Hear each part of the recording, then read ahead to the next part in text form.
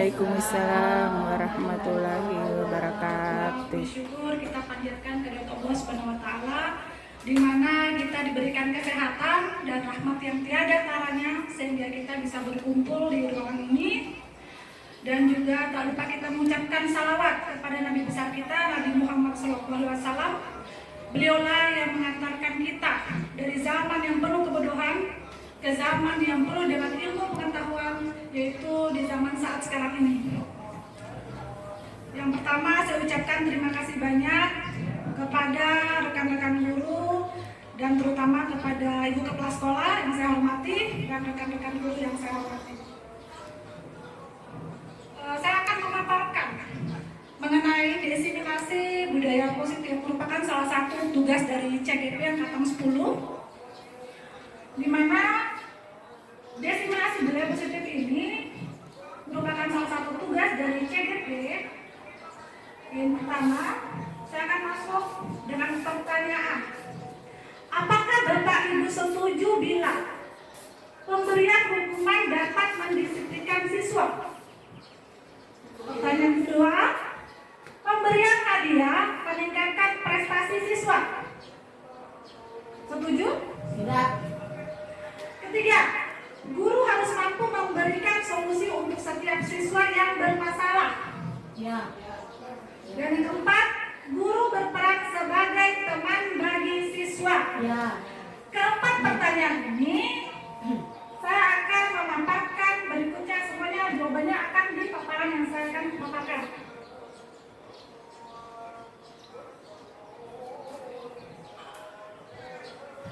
Apa itu budaya positif? Budaya positif merupakan perwujudan dari nilai-nilai atau keyakinan universal yang diterapkan di sekolah, di mana konsep-konsep inti budaya menciptakan budaya positif yang pertama disiplin positif, motivasi perilaku manusia, keyakinan kelas atau sekolah, kebutuhan dasar manusia, posisi kontrol seorang guru, dan segitiga restitusi. Mungkin Bapak Ibu guru yang sering kita dengar itu disiplin positif, motivasi perilaku manusia, yang hampir kita jarang mendengar merupakan segitiga restitusi. Pasti tanda tanya di kepala kita, apa itu segitiga restitusi? Berikutnya nanti saya paparkan semuanya dari keenam semua yang menjadi konsep-konsep inti budaya positif. Oke. Sekarang saya minta Bapak Ibu tolong cobalah buka. Anda dan teman Anda akan melakukan kegiatan cobalah buka. Anda adalah A, tugas Anda adalah mengepalkan salah satu tangan Anda. Coba Anda bayangkan bahwa Anda menyimpan sesuatu yang sangat berharga di dalam kepala tangan Anda. Anda perlu menjaga benda tersebut sekuat tenaga Anda, karena begitu pentingnya untuk kehidupan Anda. Tugas B adalah mencoba dengan segala cara untuk membuka kepala tangan Anda.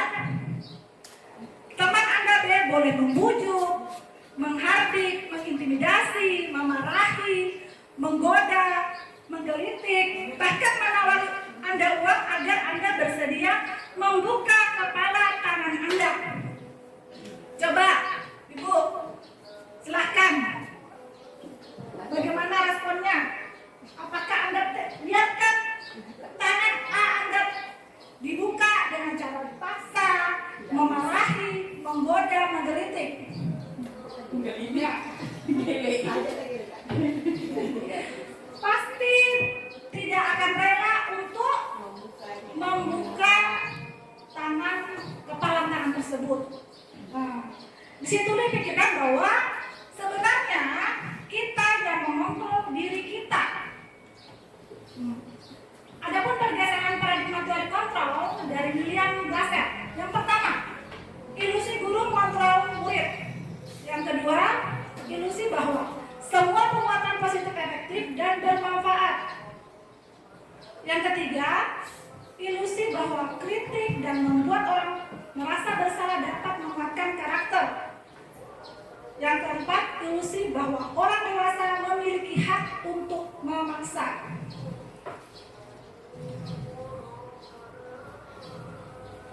Bagaimana seseorang bisa berubah dari paradigma stimulus respon kepada pendekatan teori kontrol, di mana stimulus respon realita atau kebutuhan kita sama, teori kontrolnya realitas kebutuhan kita berbeda. Semua orang melihat hal yang sama, teori kontrolnya setiap orang memiliki gambaran yang berbeda. Stimulusnya, kita mencoba mengubah orang agar berpandangan sama dengan kita. Teori kontrol, kita berusaha memahami pandangan orang lain tentang dunia. Perilaku buruk dilihat sebagai suatu kesalahan. Teorinya, semua perilaku memiliki tujuan. Stimulus, orang lain bisa mengontrol saya. Teori kontrolnya, hanya Anda yang bisa mengontrol diri Anda. Stimulus respon, saya bisa mengontrol orang lain. Teori kontrolnya, Anda tidak bisa mengontrol orang lain. Stimulus, pemaksaan ada pada saat bujukan gagal. Teori kontrolnya, kolaborasi dan konsensus menciptakan pilihan-pilihan baru. Stimulus yang terakhir, model berpikir menang atau kalah, dan teori kontrolnya model berpikir menang-menang. Selanjutnya, disiplin positif.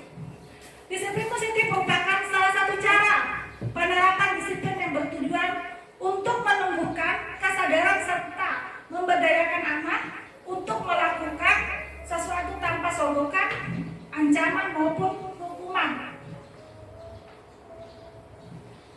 Adapun nilai-nilai kebajikan universal, di mana terletak pada profil pelajar Pancasila. Kita ketahui bersama ada 6 dimensi profil pelajar Pancasila. Yang pertama, beriman bertakwa kepada Tuhan Yang Maha Esa dan berakhlak mulia, kebinekaan global, bergotong royong, mandiri, bernalar kritis, dan kreatif. Motivasi perilaku manusia, menghindari ketidaknyamanan hukuman, mendapat imbalan atau penghargaan, menghargai diri menjadi orang yang paling mereka inginkan. Berikutnya tentang hukuman dan konsekuensi restitusi. Di sini bisa kalian baca nanti masalah hukuman dan konsekuensi restitusi.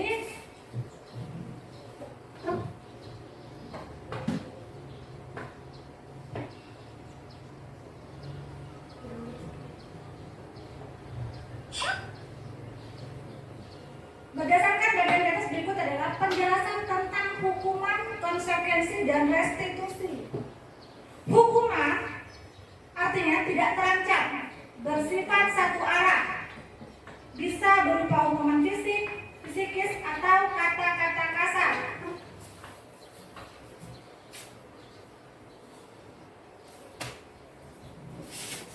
Konsekuensi bersifat terencana, sudah disepakati. Bentuk-bentuk konsekuensi dibuat oleh pihak guru.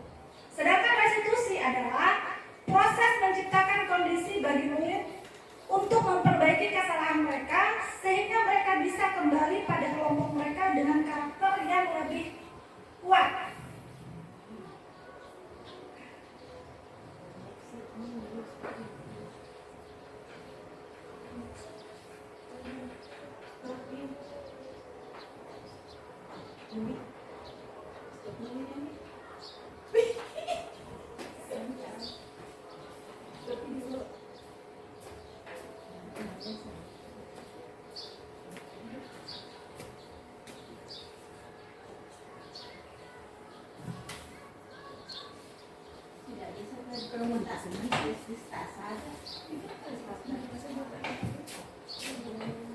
Masuk pada konsekuensi atau hukuman.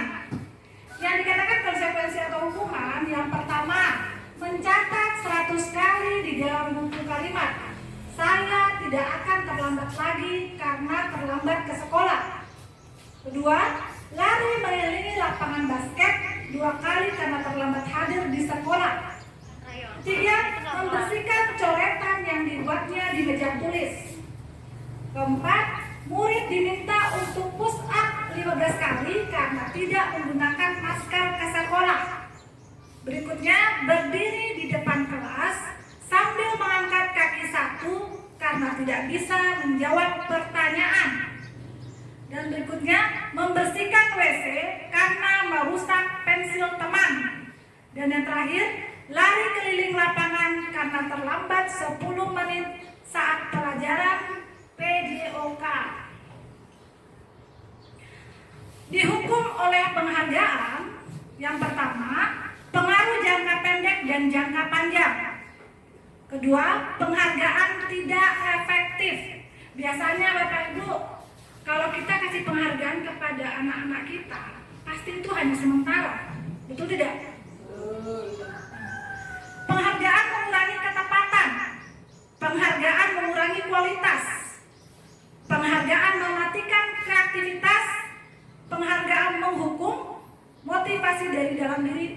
konsekuensi.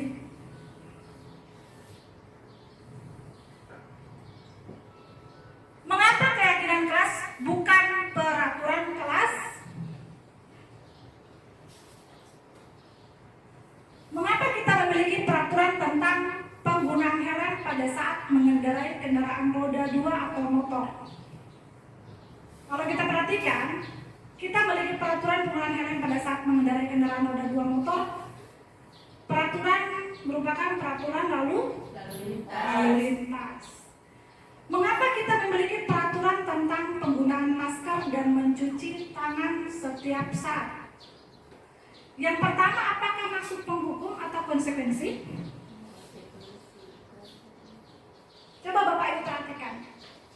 Pertanyaan pertama dan kedua, apakah pertanyaan pertama masuk pada hukuman atau konsekuensi?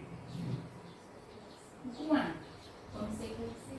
Mengapa kita memiliki peraturan tentang penggunaan helm pada saat mengendarai kendaraan roda 2 atau motor? Kedua, mengapa kita memiliki peraturan tentang penggunaan masker dan mencuci tangan setiap saat? Pada pertanyaan pertama merupakan hukuman, dan yang kedua merupakan konsekuensi. Walaupun dia peraturan, karena kita tidak mencuci tangan, otomatis dampaknya kepada kita. Keyakinan kelas dibuat berdasarkan kesepakatan antara guru dan siswa yang bersifat universal. Peraturan biasanya dibuat oleh guru bersifat satu arah.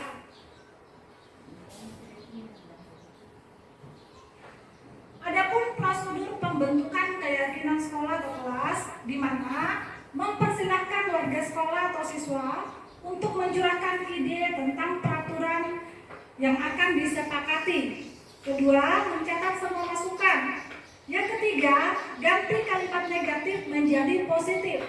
Keempat, tinjau kembali curahan pendapat yang terkumpul dan susun menjadi keyakinan kelas atau sekolah. Berikutnya, tinjau ulang keyakinan kelas yang sudah tersusun 3-7 keyakinan. Jadi tidak boleh lebih, kalau bisa keyakinan kelas itu tidak lebih daripada 7. Meninjau dan menyetujui dengan menandatangani. Yang terakhir, keyakinan kelas ditempel di dinding kelas. Ini Bapak Ibu, keyakinan kelas yang tadi saya buat di kelas saya, sama dengan prosedur yang tadi, ya, di mana siswa memberikan kalimat-kalimat keyakinan dan menempelnya di papan tulis. Kemudian berkreasi dengan hasil yang mereka tulis dan menempelnya di dinding yang bisa dijangkau atau dibaca dengan pada siswa. Kita masuk pada 5 posisi kontrol guru. 5 posisi kontrol guru. Yang pertama, penghukum. Kedua, pembuat merasa bersalah. Yang ketiga, teman. Keempat, pemantau. Dan kelima, manajer.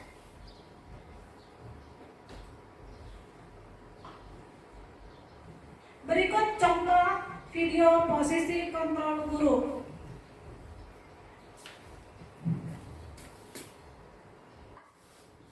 Ya, ini merupakan contoh video posisi penghukum.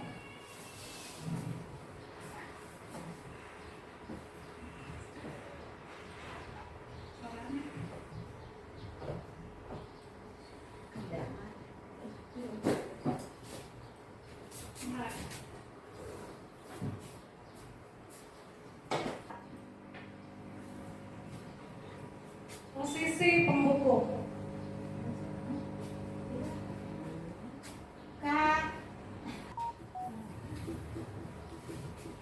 Pada posisi penghukum, perhatikan, ibu guru ini menegur si Naren karena keterlambatan sekolah. Belum cek banget. Off now.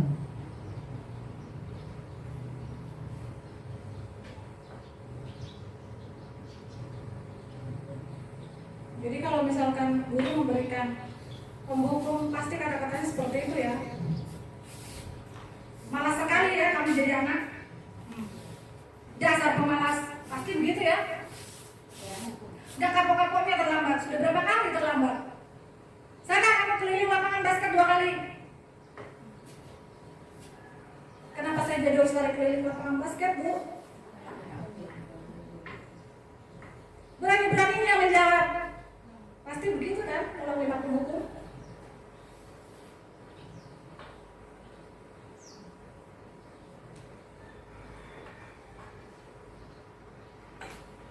Jadi saudaranya disuruh keliling lapangan bola basket. Itu posisi penghukum. Kemudian posisi membuat merasa bersalah. Masih Darren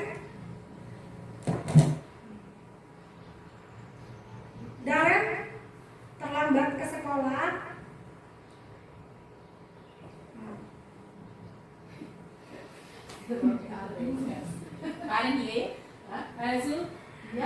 Karen, kamu kenapa terlambat lagi, Nak?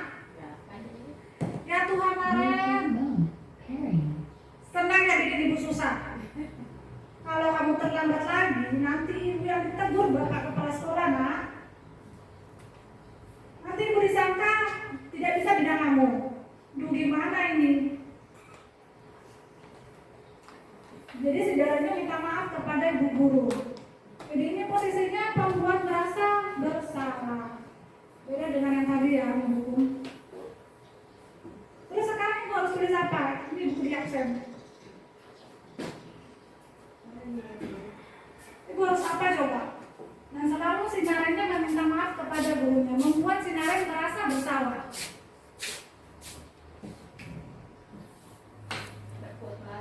Ibu tidak akan kuat lagi, bisa jantungan kalau ditegur Bapak Kepala Sekolah. Selalu merasa bersalah, si Narengnya merasa bersalah dan minta maaf kepada gurunya. Jadi posisinya selalu membuat rasa bersalah. Yang ketiga, posisi teman, di mana guru menjadi posisi teman bagi siswanya.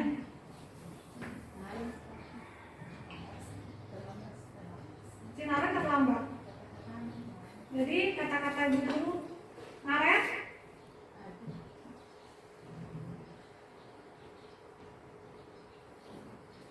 wah sudah jam berapa ini, Nak? Terlambat lagi ya sayang. Iya, ibu habis itu saya terlambat pembangunan saya, Bu. Kamu malah menyalahkan ibu kamu. Kamu bukannya anak yang larinya paling kencang, kok terlambat sih?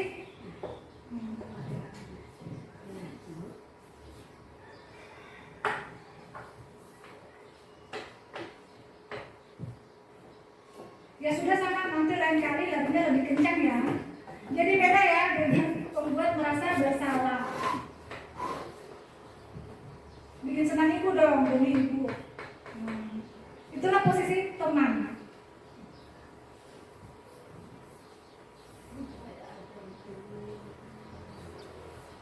Oke.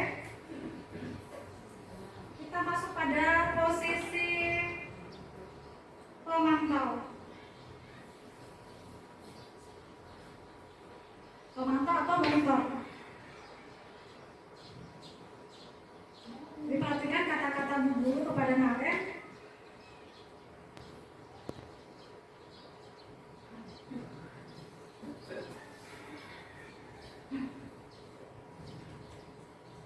Naren, apa peraturan sekolah kita tentang jam berapa kita harus masuk sekolah, Nak? Apa peraturannya? Ya betul, sekarang sudah jam 7:20. Sudah tahu konsekuensinya.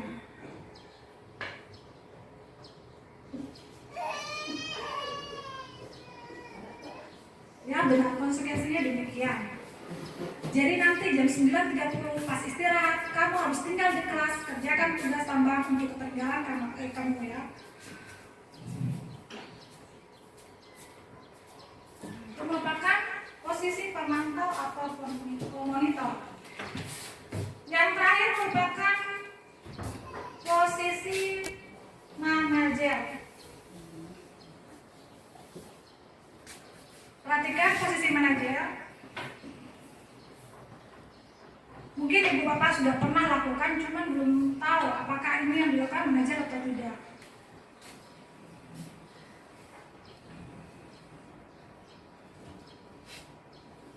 Selamat pagi Naren. Ya sekolahnya masuk jam 7, sekarang sudah jam 7 lewat 20 menit. Jadi sekarang bagaimana Naren? Baiklah, menurut kamu keyakinan sekolah yang mana yang perlu kamu tingkatkan?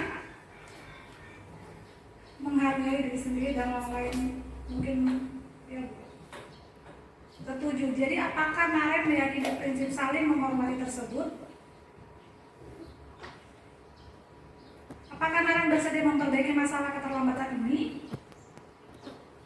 Bagaimana kamu akan memperbaiki masalah keterlambatan ini?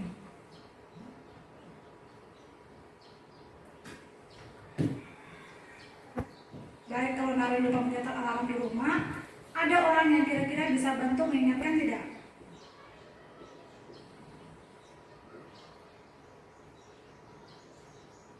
Ada lain selain Kak Selke Emma? Ada ibu saya.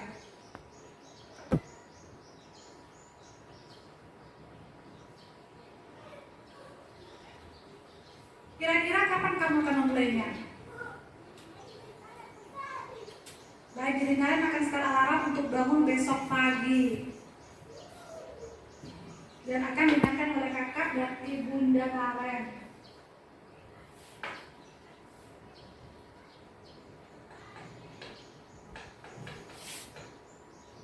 Baik Naren, terima kasih untuk kerja sama kamu. Sekarang kamu perlu kembali belajar di kelas. Jadi perbedaan dari posisi kontrol hukum yang paling pantas dilakukan oleh seorang guru yaitu posisi kontrol Manajer. Iya, posisi kontrol manajer.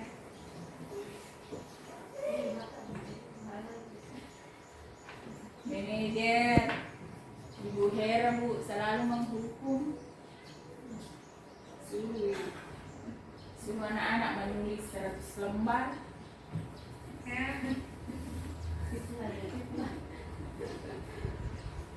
Kita masuk pada penghukum. Penghukum biasa kata-katanya menghardik, menunjuk, berkaca pinggang, membentak, hukuman fisik atau verbal. Dampaknya anak menjadi pendendam, benar tidak? Tidak menyukai guru atau mata pelajaran tertentu. Sedangkan pembuat merasa bersalah, suara lembut namun menyalahkan siswa. Guru menyatakan kesalahan pada siswa dan guru menderita. Sedangkan dampaknya membuat siswa merasa bersalah, rendah diri dan menarik diri. Dan teman, guru bersikap ramah, cenderung bersenda gurau untuk menghangatkan suasana. Dampaknya, murid bergantung pada satu orang dan membuat siswa tidak mandiri.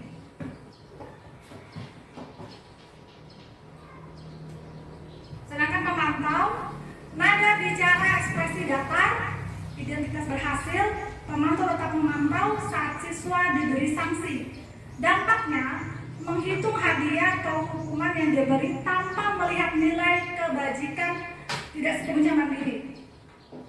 Manajer, suaranya netral, tercipta identitas positif atau berhasil, mengajukan pertanyaan bermakna, membantu siswa memecahkan masalah, sedangkan dampaknya pada siswa, murid menjadi mandiri, percaya diri memecahkan masalahnya sendiri.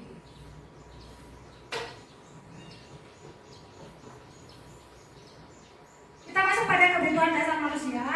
Ada 5 kebutuhan dasar manusia. Yang pertama, bertahan hidup, fisiologi. Kedua, kasih sayang dan merasa diterima. Ketiga, penguasaan. 4, kebebasan. 5, kesenangan. Untuk kebutuhan dasar manusia, apakah berlaku kepada siswa? Berlaku. Iya, di mana kan yang pertama bertahan hidup kita butuh makan, minum, ya. Sedangkan kasih sayang kita butuh kedua orang tua, penguasaan, kebebasan dan kesenangan.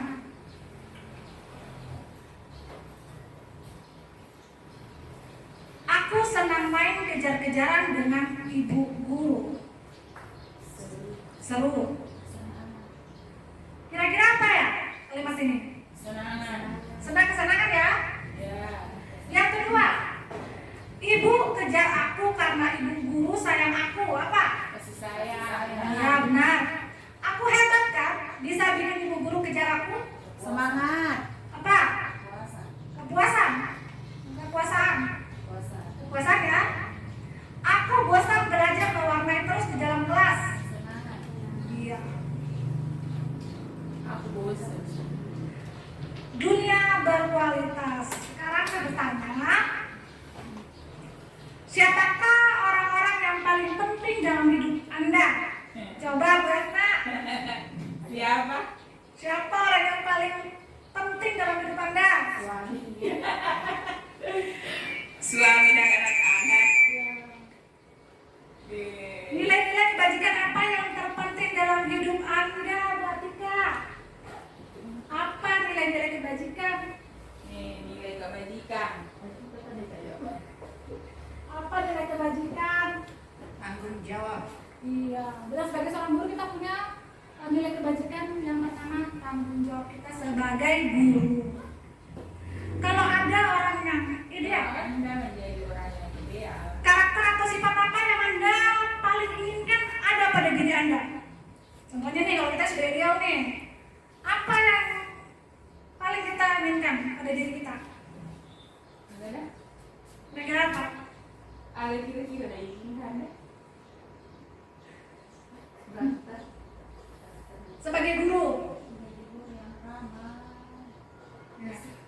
ya terutama itu ya disiplin, Mandiri. ya mandiri, kreatif. Inovatif. Yang pertama juga kejujuran. Itu nilai yang paling tidak tara adalah kejujuran. Udah deh jawab. Kemudian apa pencapaian Anda yang sangat dibanggakan? Kira-kira apa pencapaian yang kira-kira paling Anda banggakan saat sekarang ini? Nah, menjadi seorang guru. Menjadi seorang guru ya. Pegawai negeri. Menjadi pegawai negeri ya benar. Apa pekerjaan ideal bagi Anda? Guru. Yang idealnya nih. Yang ideal sekarang guru. Oh gitu ya. Biasanya kan terlanjur jadi guru. Ada yang biasanya gitu kan ya? Sampai punya pengawas. Jadi guru dulu. Oke. Apa yang paling bermakna dalam hidup Anda? Nih, ada yang paling berat. Apa yang paling bermakna dalam hidup Anda? Kira-kira ini apa nih? Memberikan hal yang bermanfaat bagi orang lain. Iya, iya. Mencerdaskan siswa. Iya. Tugas kita ya paling bermakna dan paling bermanfaat ya. Oke, kita masuk pada segitiga restitusi. Di mana segitiga restitusi ini? Yang pertama, menstabilkan identitas.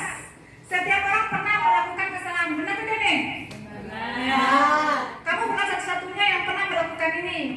Yang kedua, validasi kebutuhan.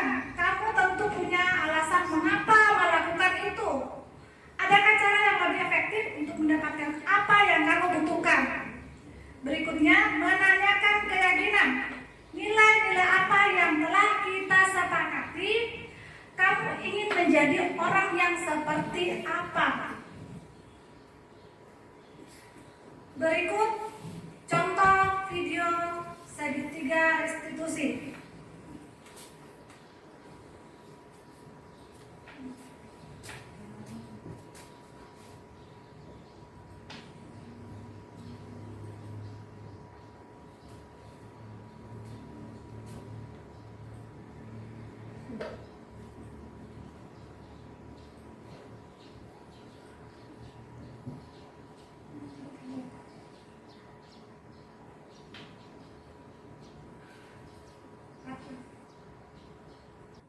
Jadi kami telah mengasihkan video dari restitusi di mana restitusi segitiga.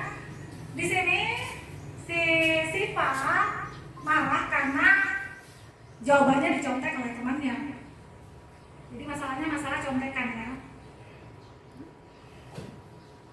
Ya baik Bapak Ibu, apakah ada pertanyaan dari apa yang saya paparkan? Oh ya, Bu Atika silakan.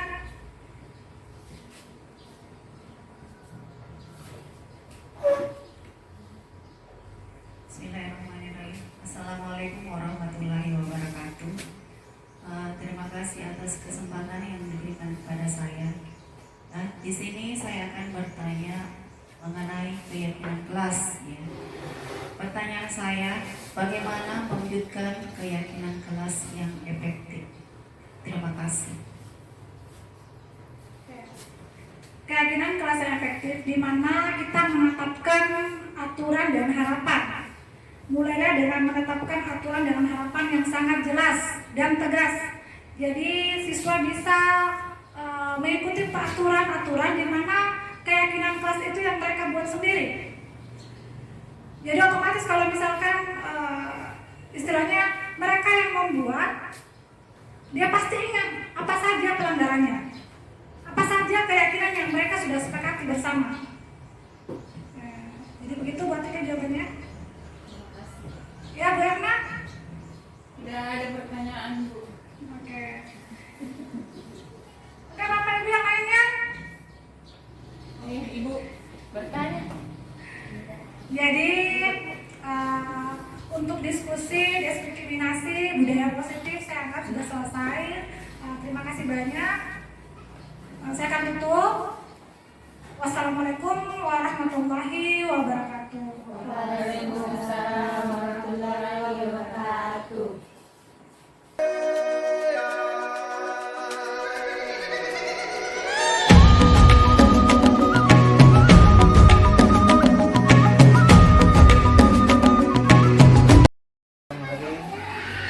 Diskriminasi menurut saya sangat bermanfaat bagi saya dikarenakan menjadikan saya lebih mengetahui cara membuat keyakinan kelas secara yang benar, yaitu dengan cara membuat kesepakatan kelas antara guru dan siswa secara bersama-sama. Terima kasih. Bismillahirrahmanirrahim. Saya ucapkan banyak terima kasih kepada Ibu Andi Fitri yang telah mengajarkan tentang diskriminasi ini. Dengan adanya diskriminasi ini, maka wawasan saya semakin bertambah, terutama dalam hal posisi kontrol guru. Saya pikir awalnya posisi kontrol guru itu sebagai teman, ternyata itu masih memiliki dampak negatifnya. Dan yang paling ideal, posisi kontrol guru itu sebagai manajer. Artinya guru itu tidak menghukum, menyalahkan, tapi harus bisa menemukan solusi kepada siswa. Terima kasih banyak Ibu Andi Fitri. Tantangan kan kita hadapi, bergandeng tangan untuk negeri, era kita menanti berseri. Kita Tadi Ibu dengar dari kakak kelas, kau bertengkar sama Reza ya? Iya Bu, habisnya saya kesal. Mengapa kamu kesal? Risa terus-menerus mencontek hasil pekerjaan saya Bu, bukan hanya PR tapi di sekolah juga. Oh begitu. Wajarlah kalau kamu kesal. Ibu juga mungkin kalau dalam posisi kamu, ibu pasti akan kesal. Iya Bu, Lalu, apa yang kamu lakukan dengan Reza? saya memarahinya Bu dan memaki-nya, dan tanpa sadar saya mengambil kerjanya Bu. Oh begitu. Pasti kamu lakukan itu ada alasan. Iyalah Bu, Risa terus-menerus mencontek punya saya dan tidak mau berusaha sendiri. Ya sih Pak, wajarlah kalau kamu mau. Kamu tidak rela pekerjaanmu dicontek oleh Reza. Ibu sangat menghargai tindakan kamu. Kamu tidak berbuat lebih buruk lagi daripada itu. Misalnya memukul. Iya Bu, Sekarang coba pikirkan, apa tindakan kamu marah seperti itu, menggebrak meja, apakah sesuai dengan keyakinan kelas kita? tidak Bu. Terus, menurut kamu, keyakinan kelas apa yang kamu lakukan? Saling menghormati antar teman Bu. Ya betul. Menurut kamu, saling menghormati antar teman itu penting menurut kamu? Penting Bu. Kalau menurut kamu itu penting, jadi keyakinan apa yang harus kamu lakukan pada saat kamu marah? Harus lebih bersabar Bu. Kamu bersedia memperbaiki kesalahan ini? Saya bersedia Bu. Nah, apa yang kamu lakukan Sita untuk memperbaiki masalah ini? Saya akan lebih bersabar Bu dan menahan amarah saya. Dan jika ada teman yang mencontek hasil pekerjaan saya akan melapor ke guru kelas. Ya, sekali tindakan kamu Sipa. Tetap semangat ya Sipa. Sekarang kamu kembali ke kelas kamu. Terima kasih. Sama-sama.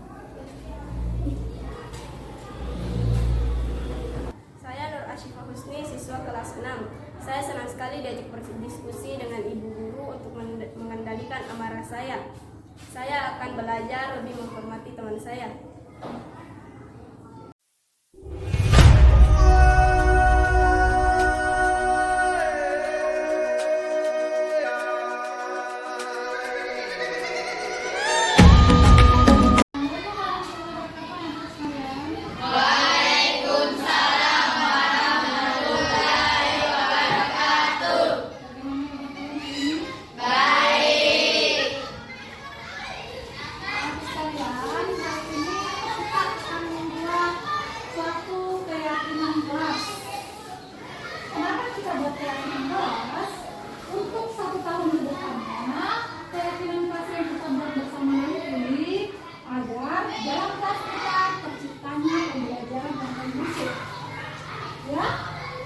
Sesuai dengan keinginan kalian di dalam kelas bagaimana, rasa nyaman, dihargai, dan seperti kalian inginkan.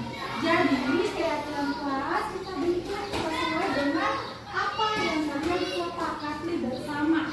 Bisa dipahami? Bisa. Iya. Keyakinan kelas nanti kalian akan memberikan satu kata-kata yang bisa kalian tulis nanti di kertas ini. Masing-masing dibagikan satu orang sesuai dengan kata hati kalian ya, untuk membuat kesepakatan keyakinan kelas ini, dan kalian menempelnya di depan tulis. Jadi apa keyakinan kelas yang kalian inginkan? Ya.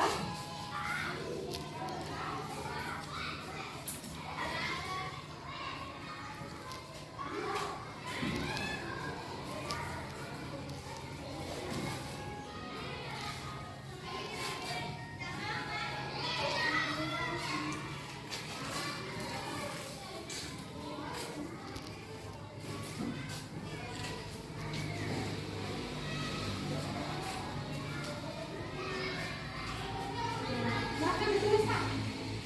Kemudian kita tempelkan di depan papan tulis ya.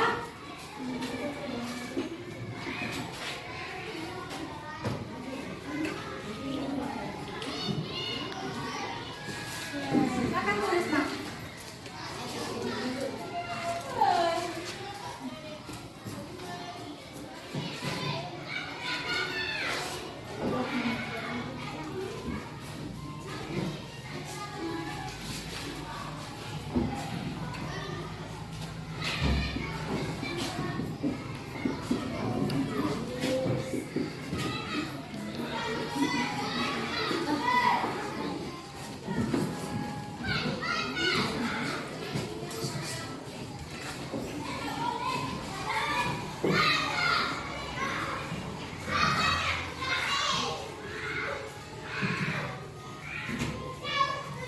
Ada yang sudah?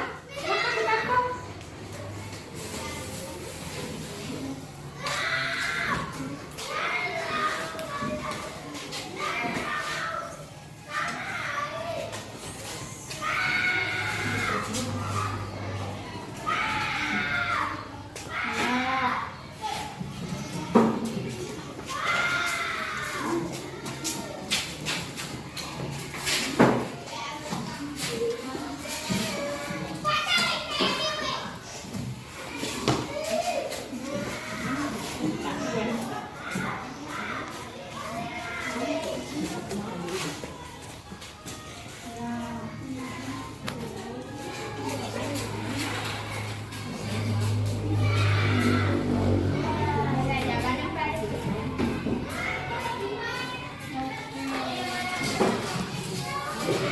Baca anakku, ibu akan membaca keyakinan yang kalian inginkan di kelas kalian. Yang pertama, tidak mengganggu teman pada saat belajar. Ya, tidak membuang sampah sembarangan, menjaga kebersihan kelas, mendengarkan guru saat menerangkan, datang ke kelas tepat waktu. Kalau ini sama tadi, ibu tidak baca lagi kalau sama ya. Saling menghargai, ini sama membuang sampah juga. Saling menghargai dalam pembelajaran. Nah, di sini masih ada keyakinan dengan kalimat negatif, ya, seperti tidak mengganggu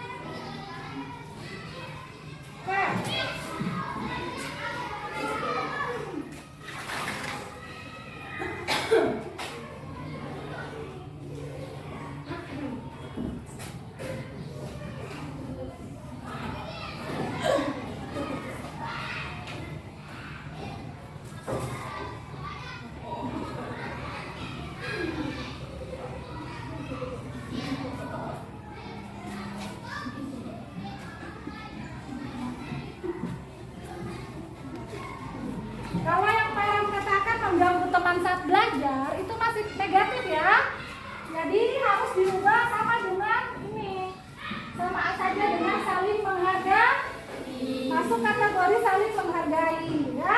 Jadi sesuai dengan keyakinan yang kalian tuliskan, yang pertama kita sepakati yaitu hadir tepat waktu. Yang kedua, menjaga kebersihan. Oke, ketiga, saling menghargai.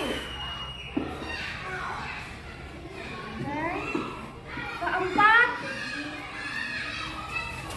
aktif dalam pembelajaran. Iya, benar ya. Jadi kalau ibu lagi menerangkan kan nggak mungkin selalu cerita, ya. Kemudian apa lagi? Oh iya, berpakaian yang rapi. Oke, anak-anakku sekalian. Jadi ibu tanya dulu, 5 keyakinan ini yang telah kalian tuliskan, apa kalian sudah sepakati? Ya.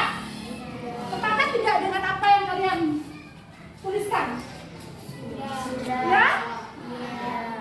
Jadi kalian sepakat dengan keyakinan yang telah kalian tentukan, kalian tuliskan.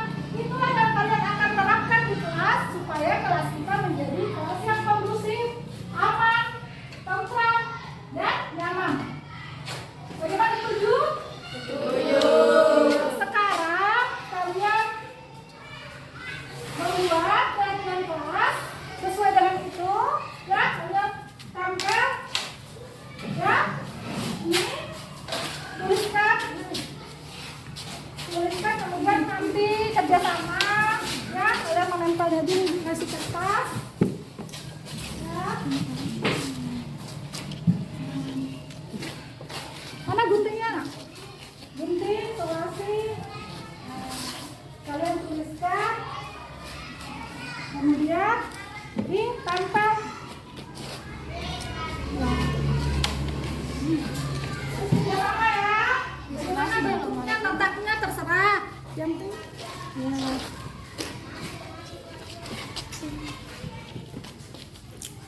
Oke,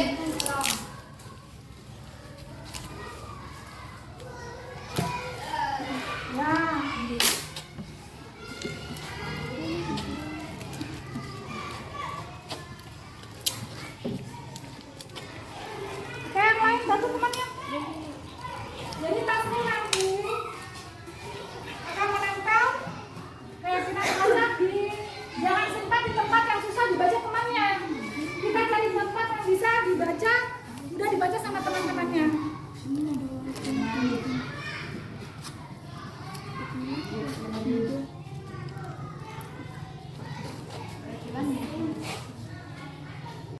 Jadi selesai keyakinan kelas yang kalian telah hias dan tempel di box ini. Sekarang kita akan mencari tempat di mana keyakinan kelas kita ini bisa dibaca untuk kalian semua. Bukan ditempel di atas, ya, tapi tempel di tempat di mana yang bisa dijangkau sama teman-teman kalian. Ya, kasih sama orang.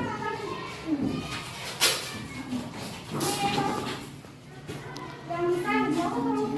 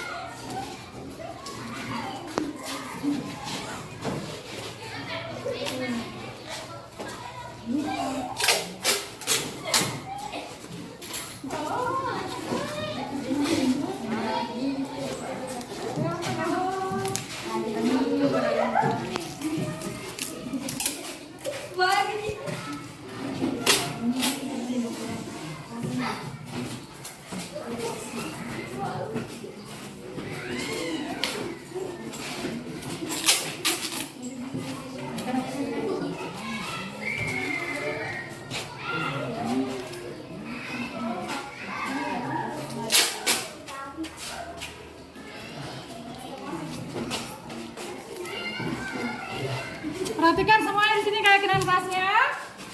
Keyakinan kelas yang kalian telah buat sudah tertempel di dinding. Yang pertama, baca Mas Ril. Hadir di kelas tepat waktu, Oke, Farhan. Yang kedua. saling menghargai, Yang ketiga. Menjaga, Bijak. menjaga kebersihan kelas. Yang keempat, Siva. Aktif dalam kegiatan pembelajaran. Oke, Rahma. Yang kelima. Mengerjakan tugas tepat waktu. Yang keenam, Anggi. Berpakaian rapi dan serasi. Jadi ini merupakan keyakinan kelas yang telah kalian buat bersama dan harus disepakati dan dijalankan bersama. Jadi bukan ibu yang buat, kalian yang sepakati untuk membuat keyakinan kelas ini dalam jangka setahun. Ya, untuk kelas kita menjadi kondusif, nyaman,